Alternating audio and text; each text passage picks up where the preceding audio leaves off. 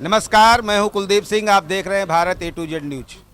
वर्तमान समय में हम लोग प्रयागराज के सर्किट हाउस में हैं। आप देखेंगे हमारे सामने जो शख्सियत बैठे हैं, किसी को परिचय कराने की ज़रूरत नहीं है। 3 बार के सांसद हैं, वर्तमान में MLC है और राजा भैया के पार्टी के वरिष्ठ नेता हैं। कुछ प्रयागराज में संगठन बेहतर और नया करने वाला है, उसी सिलसिले में प्रयागराज में एक सदस्यों की मीटिंग बुलाई गई है। आप देखेंगे तो अभी विजुअल में संख्या आपको दिखने को मिल जाएगी। इसका मतलब है कि लोकतांत्रिक जनशक्ति पार्टी आज के डेट में प्रयागराज के अंदर अपना वर्चस्व बना चुकी है और आगे और विस्तार करने के लिए हमारे साथ अच्छे भैया बैठे हुए हैं और उनका से पूछते हैं कि और क्या यहाँ करने वाले हैं और किन किन सीटों पर इस बार हम लोग प्रयागराज में देख रहे हैं कि जनसत्ता दल चुनाव लड़ने वाली है। भैया नमस्कार। आपने अपने संगठन की ताकत तो देख ही ली होगी, बाहर निकलेंगे तो आप देखेंगे जितना लोगों के यहाँ जनमानस होते हैं उतने तो आपके कार्यकर्ताओं की संख्या है। क्या कहना चाहेंगे इस मामले में? देखिए, ये हमारे राष्ट्रीय अध्यक्ष जी, डॉक्टर साहब, ये हमारे राष्ट्रीय अध्यक्ष जी के प्रति लोगों का स्नेह और प्यार है। राजा भैया हमेशा कार्यकर्ता को अपना परिवार मानते हैं, वो कभी भी कार्यकर्ता नहीं मानते हैं और बराबर अपने पदाधिकारियों को भी निर्देश देते हैं कि परिवार जैसा ही सम्मान जो है एक परिवार। और देखिए, सबसे बड़ी बात क्या है कि आप अन्य पार्टियों में लोग माला पदाधिकारी पहनते हैं, लेकिन हमारे यहाँ राजा भैया का निर्देश है पदाधिकारियों को माला पहनेंगे नहीं, आप पहनाएंगे ना। तो हम लोग वो उस पार्टी से हैं जिस पार्टी में कार्यकर्ताओं को माला पहनाया जाता है, पहना नहीं जाता है।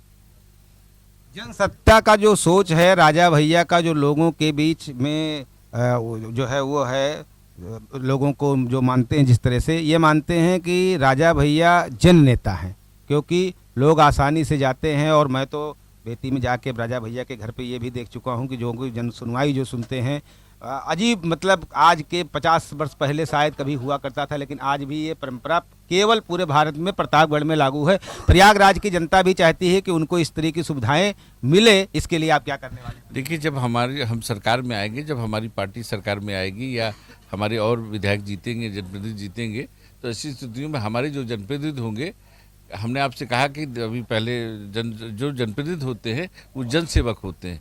इसीलिए राजा भैया ने कहा कि मतदाता भाग विधाता होता है, भाग विधाता होता है। तो माला, जब आप उसको ज़्यादा माला पहन लेता है तो उसके दिमाग खराब हो जाते हैं, वो अपने आप को खुदा समझने लगता है ना। तो ऐसी स्थितियों में जब जनप्रतिनिधि माला ना पहने, वो मतदाताओं को माला पहनाए ताकि उनके उसमें रहे कि उनके प्रति सम्मान हमेशा रहे।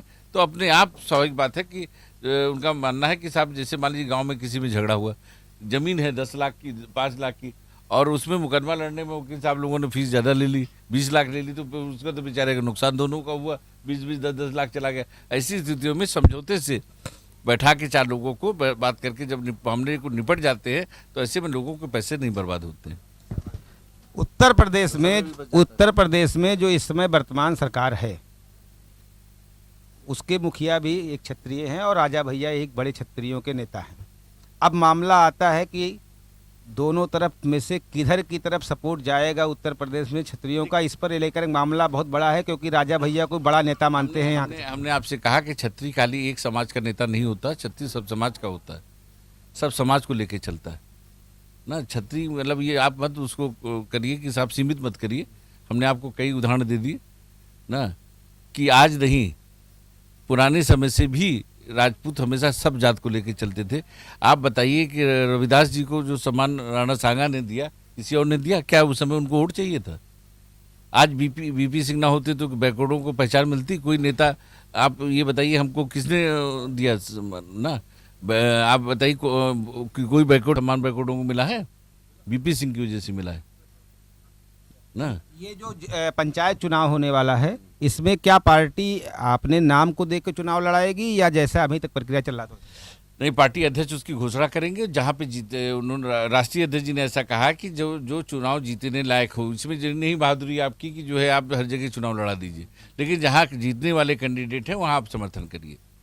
मतलब इस बार भी चुनाव का कोई पदाधिकारी लड़ना चाहता है, वो लड़ने मतलब स्थिति में है तो उसका समर्थन करिए। बाकी ये नहीं कि आप जो है मान लीजिए किसी जनपद में 60 सीटें तो 60 पे लड़ना जरूरी है, 60 पे आपको घोषणा करना जरूरी है, ये चीज़ नहीं कहा उन्होंने कहा जहाँ मजबूत स्थिति हो वहाँ आप जिला पंचायत में चुनाव लड़ा सकते हैं, प्रधान BDC में नहीं। और प्रमुख में अगर आप लड़ाना चाहें और मजबूत कैंडिडेट है तो उसको आप लड़ा सकते हैं। जनसत्ता दल की तरफ से प्रयागराज वासियों के लिए आपका कोई संदेश? हमारा यही संदेश है कि हमारी पार्टी को मजबूत करें आने वाले समय में, ताकि हमारी पार्टी जब सत्ता में आएगी तो जो काम घोषणा पत्र में है वो पूरे होंगे। छात्रों का एक बड़ा समूह है जो आजकल बेरोजगारी को लेकर सरकार की बड़ी आलोचना कर रहा है। क्या आपकी सत्ता में अगर सरकार आती है तो ये बेरोजगारी वाला मामला सबसे पहले उठाएंगे? देखिए, बेरोजगारी के मामले को हम सब सरकार में आने पे सबसे पहले ध्यान देंगे, किसानों के मुद्दे को लेकर सबसे ध्यान देंगे, क्योंकि किसानों अभी अगर आप सवाल कहीं पूछें तो जीएसटी नहीं है, लेकिन उत्पादन पे जब जीएसटी लगा दी जाती है तो जब बिक्री होती है किसी चीज़ की, किसानी यंत्र की, तो उस पर जीएसटी जोड़ के रेट लगता है। तो रेट आप 10 देखिए, तो जो रेट पहले थे आज से 5-7 साल पहले में कई गुना रेट बढ़े हैं किसान यंत्रों के, दवाइयों के, खादों के। तो ये सब चीज़ों पे हम पहले विशेष मुद्दा ये है कि जो किसानों को उर्वरक मिलता है, जैसे खाद है, दवाइयाँ हैं, उस पर भी जीएसटी लगती है। तो कम से कम सरकार चूंकि या निर्दाता है उस पर जीएसटी तो अगर हम सरकार में आते हैं तो किसी प्रकार की जीएसटी हम नहीं लगने देंगे किसानों के ऊपर, किसान यंत्रों पे, किसान चीज़ों पे नहीं लगने देंगे। और हमारी सरकार बनेगी तो छात्र बहाली होगी, क्योंकि जब छात्र जो है प्राइमरी में जब बच्चा पढ़ता है उसमें पढ़ता है जो है, तभी तो आगे पढ़ाई होती है। जब शिक्षा के साथ साथ राजनीति करता है तभी तो आगे अच्छे नेता पैदा होते हैं। जितने अच्छे नेता पैदा हुए आपके इलाहाबाद से, आप बताइए छात्र जीवन से नेता थे कि नहीं थे?